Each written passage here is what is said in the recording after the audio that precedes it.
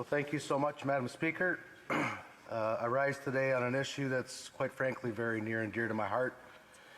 Near and dear because before Grandpa Jack passed away, I got to hunt with him for many years for deer on, ironically, Manitoulin Island.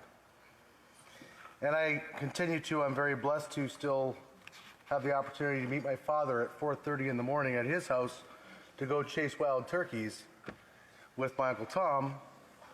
And I guess it's really near and dear to my heart, Madam Speaker, because I'm hoping that my grandson Levi, who just turned 2 years old a couple of days ago, will have the same opportunity to enjoy the outdoors with his pip, which is me. So today, Madam Speaker, I stand in solidarity with law-abiding gun owners across Canada. For generations, my family have been hunters. My dad got his first gun at the age of 5. He, as I, grew up on a farm. Most farmers own guns, and most of the family members of the household learned how to use them.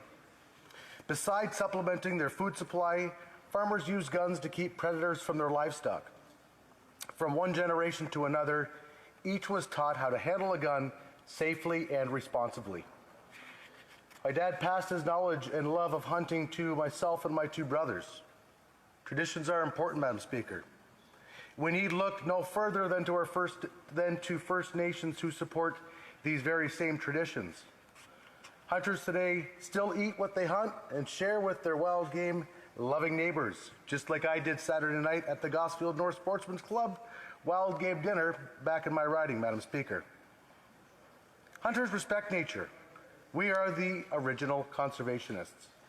We hunt according to seasons, designed to cull the herds, to curtail predatory behaviors such as coyotes, and to preserve wildlife. Prior to my election for the Member of Parliament for Essex, I was an outfitter operating in the far north. I had the honor and pleasure of working with many First Nations guides. Camps like mine, scattered across Canada's vast terrain, help preserve a traditional way of life. We bring resources and jobs to the local community. Interestingly enough, Madam Speaker, my riding of Essex is home to the Jack Miner Migratory Bird Foundation. Jack Miner was an avid outdoorsman and hunter who founded the sanctuary for the conservation of migrating geese and wild ducks. I suppose I could dedicate this entire speech to his list of achievements. Suffice to say that he became world-renowned. As the Right Honourable Pierre Trudeau said of him, Jack Miner, with his vision and determination, is largely responsible for those conservation measures in existence today. As I said previously, hunters are the original conservationists. They are also law-abiding citizens. Every gun owner in Canada has to go through rigorous certification and training. Our guns are stored under lock and key. We hone our skills at licensed shooting ranges. We transport our guns in the prescribed way. Our government knows that the smuggling of illegal guns across the U.S. border is the true source of gun violence in Canada. Yet, no matter the facts, law-abiding gun owners are the ones negatively impacted by this new proposed legislation. Why is that? Is it ignorance? Is it government overreach? Is it virtue signaling to their voter base?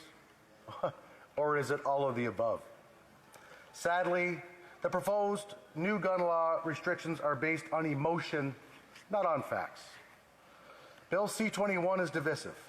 It pits rural Canadians against urban Canadians. It serves no practical purpose because it ignores the real source of gun violence. It trifles over types of guns which only serves to show how profoundly uninformed this government truly is. Bill C-21 inexplicitly also had the potential to capture the airsoft and the paintball industries in its net, thus jeopardizing these recreational activities and the businesses that go along with them. It's often hard to relate to something that one is indifferent to. But beyond beyond curtailing our own passions and pursuits, is something more fundamental: the erosion of our charter rights and freedoms under the guise of public safety. Law-abiding gun owners are the low-hanging fruit for this government's obsession with exercising more and more control over the lives of Canadians. Bill C-21 exploits the fears and emotions of Canadians without any bearing of the facts.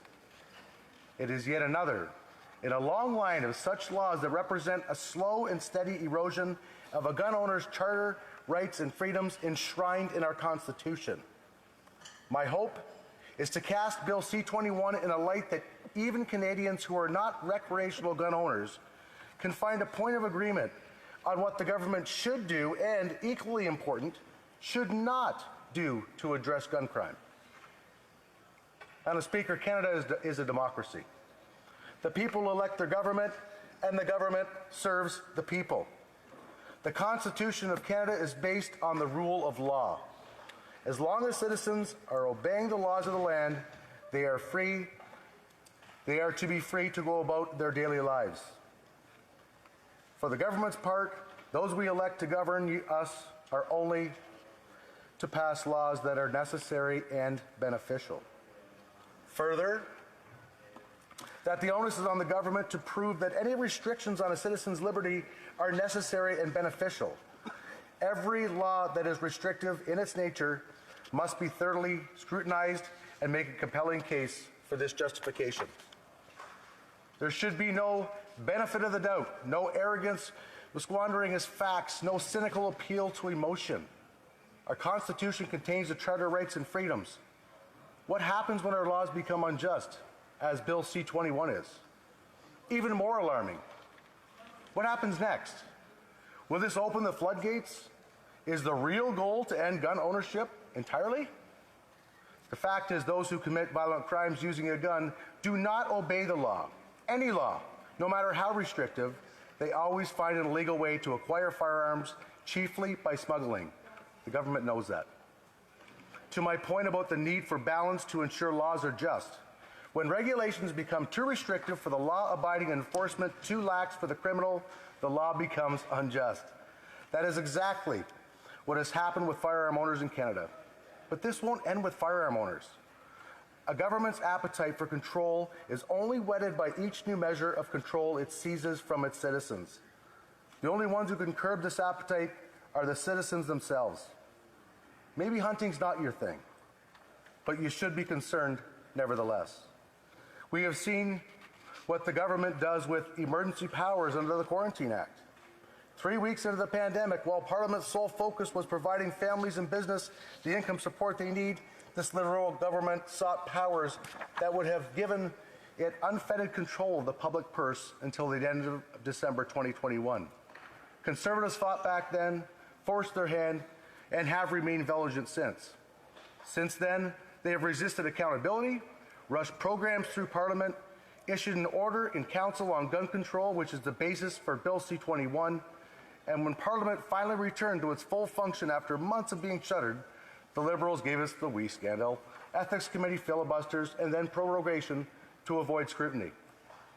This government has proven itself incompetent, unaccountable, unethical, and power-hungry, time and time again, to advance an ideological agenda propped up by their informal coalition partners, the NDP. Recreational gun owners are being scapegoated. I can assure you it won't end with law-abiding gun owners, Madam Speaker.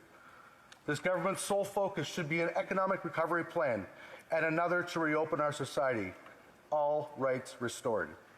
Madam Speaker, to summarize my key points in closing: first, law-abiding gun owners are not the source of gun violence and should not be this government's scapegoats.